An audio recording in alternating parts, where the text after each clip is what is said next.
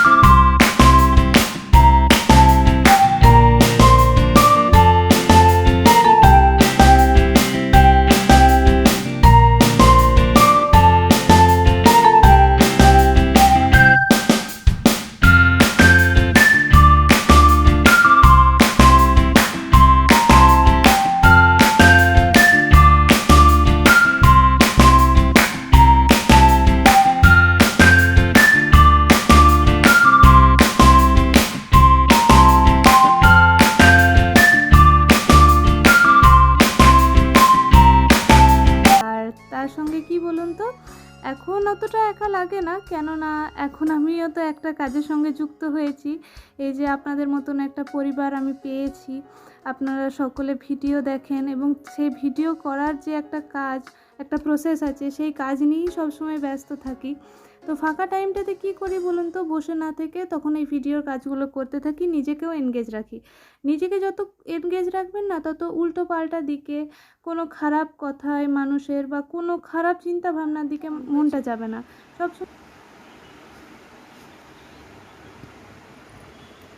এটা কি গাছ জানো? এটা হচ্ছে টগর গাছ। সুন্দর করে গাছটাকে ধরো। আজকে কি বলো তো সোনু? Plants day. নো, আজ হচ্ছে ওয়ার্ল্ড এনভায়রনমেন্ট ডে, মানে বিশ্ব পরিবেশ দিবস। ঠিক আছে? তো তোমার কি এটা স্কুলের প্রজেক্ট? এই পাতাটা আমার পছন্দ। বাহ, এই ট্রিটা কি তুমি প্ল্যান্ট করলে? এটা প্ল্যান্ট, এটা ট্রি নয়। এটা তো স্যাপলিং। মানে চারা গাছ, ঠিক আছে? তো তুমি কি এটাকে প্ল্যান্ট করলে, মানে তুমি লাগালে? হ্যাঁ। অমনি করে না, দেখো। তোমার গাছ লাগাতে ভালো লাগে? হ্যাঁ, বাবার সঙ্গে ভালো লাগে, একাই ভালো লাগে না। একাই ভালো লাগে না? না। আচ্ছা, তাহলে তুমি বাবার সঙ্গে প্ল্যান্টিং করো, তাই তো? হুম। ওকে। আমি বাবার সঙ্গে ওই গার্ডেনটাই যাই। গার্ডেনটায় যাও? হুম। আচ্ছা, তুমি ট্রিজ দিকে ভালোবাসো? দিকে। হ্যাঁ। তুমি ওদের পাতাগুলো ছেড়ো? হুম। কেন? ট্রিজের পাতা ছিঁড়তে নেই, তাই না? ওকে, তাহলে তোমার প্রজেক্টটাও, হ্যাঁ ওটার মধ্যে ছিল। তো তোমার প্রজেক্টটা একটু দেখিয়ে দিলাম, তুমি হ্যাপি তো? Yes. তো বন্ধুদেরকে বাই করে দাও, বাই করে দাও। বাই।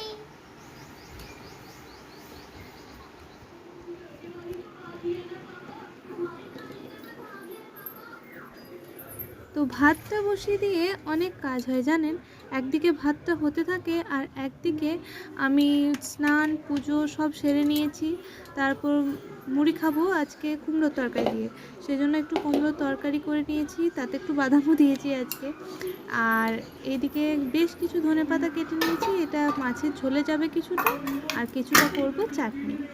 তো এই যে বাটিটা দেখছেন, এই বাটিটা ঠাকুমায়ের।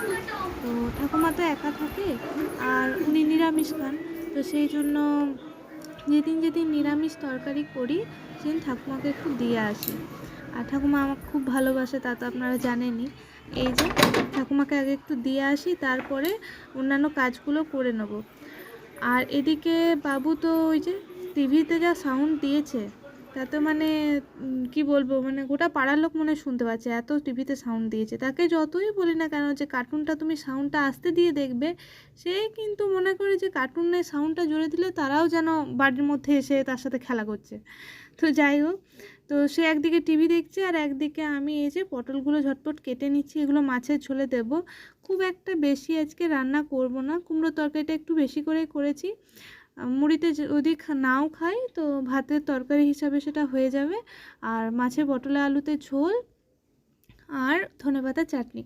তো একগাদা এই গরমকালে না রান্না বান্না করতেও ভালো লাগে না, আর দেখবেন রান্না বান্না করেও একগাদা নষ্ট হয়, ঘরে কেউ খায় না, খেতে পছন্দ করে না। তো অল্প স্বল্প রান্না করবেন আর হালকা হালকা রান্না করবেন, যাতে যত লাইট খাবেন না তত শরীরও ফ্রেশ থাকবে, মনও ফ্রেশ থাকবে। তো যেটা বলছিলাম যে সব সময় না নিজেকে পজিটিভ রাখবেন। আশেপাশের লোক অনেকে অনেক কিছুই বলবে, কিন্তু আপনি যে কাজটা করলে ভালো থাকবেন, আপনার মন যেটাতে ভালো থাকবে সেই কাজটা করার সবসময় চেষ্টা করবেন। আর নিজেকে এনগেজ রাখার চেষ্টা করবেন। লোকের কথা অত কান দিয়ে কোনো লাভ নেই, কারণ লোক যেমন প্রশংসাও করবে, তারা সমালোচনাও করবে। তাই আমাদের উচিত, আমাদের যার যে কাজটা ভালো লাগে, কেউ গান করতে ভালোবাসে, কেউ নাচ করতে ভালোবাসে, আবার আমরা কেউ কেউ রান্না করতেও খুব ভালোবাসি। তো যার যেটা ভালো লাগে সে সেই কাজে নিজেকে ইনভলভ রাখুন, এনগেজ রাখুন, আর সব সময় নিজেকে বিজি রাখার চেষ্টা করুন।